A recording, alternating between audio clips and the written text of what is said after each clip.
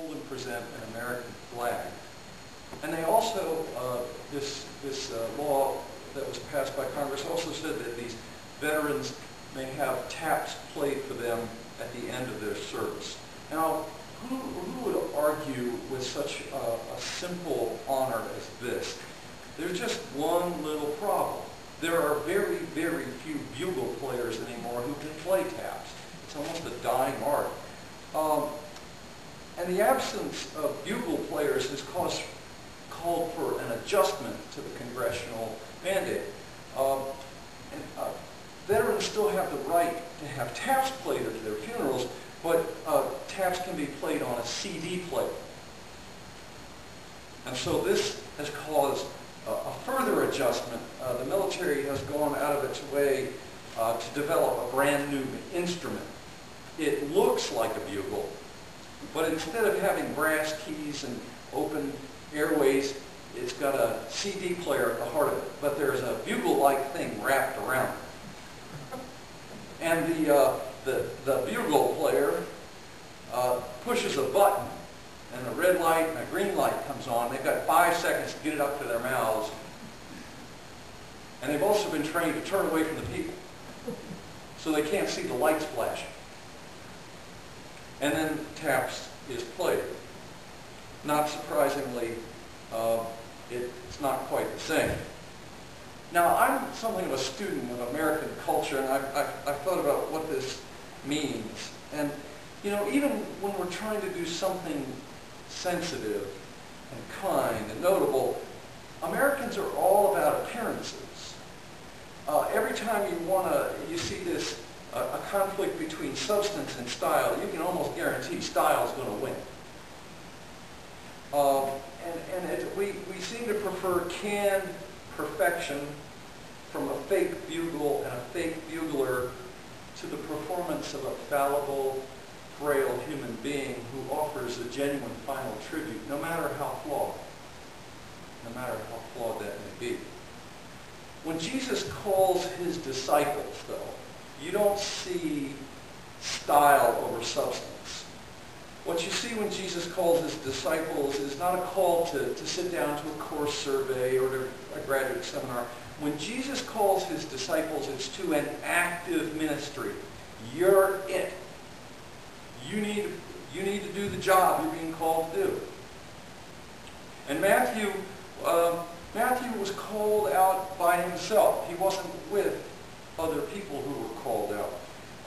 But like them, like Matthew, Mark, and John, he was called away from their everyday lives, just as they were. Unlike the fishermen, however, Matthew was called out from a hated profession. And you really, when the IRS calls you, it may make you nervous. But we do not hate the IRS the way the Jews hated the tax collectors of the Roman Empire. Because you see, to become a tax collector, you paid the Romans a fee. You pursued the job. The way it worked was the Romans said, okay, Jones, you need to collect so many pounds of silver, so many pounds of gold from your district, and oh, by the way, anything over that you can keep. And that was about the extent of the rules. And so it allowed tax collectors to just suck as much money out of their district as they could get, no matter how cruel it might be. And so what you have to see is that the Jews hated these guys for at least two reasons. One was the taxes were so unbearable and it was so cruel, but they also hated them because they were collaborating with the Roman Empire, their oppressors. And so the tax collectors were just hated like no one else. But Jesus, who knows our hearts and souls, calls Matthew anyway. So Jesus is looking past what he does. He's looking more at what's on the inside of this man. And this care and this concern moves Matthew so much that by the end of this first day of his discipleship, Matthew is sufficiently far along the path of becoming a disciple, that he can have a dinner party for everyone he knew and worked with. And I have to say, I wish I could act on my faith as quickly as Matthew did. But notice something else. As Jesus calls his disciples, as he heals those in need, as he teaches those around him, he always asks for some kind of active response. He says, "Come, follow me." He was expecting them to do something in response to what he said. Matthew was asked to make a move in order to accept his new status as a disciple. So he got up.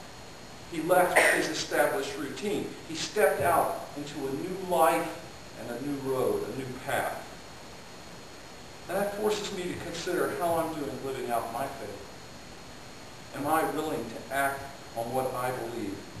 Am I willing to respond to Jesus' call? Now, of course, you never know when an invitation from God is going to appear. Abraham was sitting at home enjoying his retirement. Moses was out in the wilderness tending the sheep and got to go talk to a burning bush. Isaiah was in the middle of a worship service. Matthew was at work collecting taxes. But what about the woman caught in adultery? Well, there she was, caught in the middle. And they were about to stone her to death, weren't they? And so something that started out as a good idea almost resulted in her being stoned. And what I mean by that is not that adultery is a good idea. It isn't. What I mean is, at some point, that woman thought, well, yeah, this seems like a good thing to do.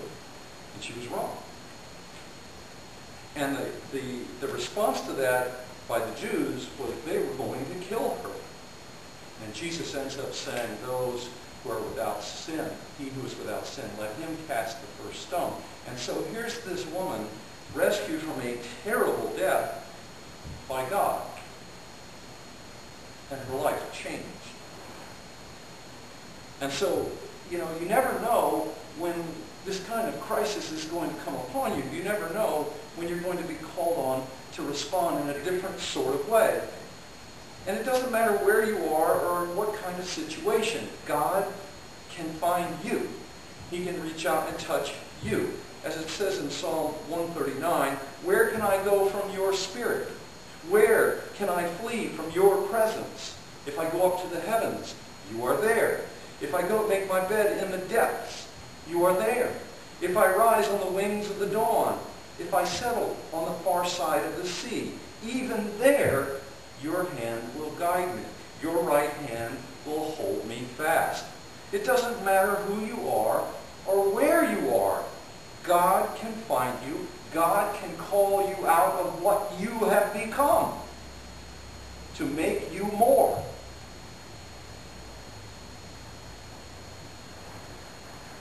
The problem often is that God's more isn't what we had in mind. I mean, if you don't hear what Hosea is saying, you better pay attention to this. This is pretty tough.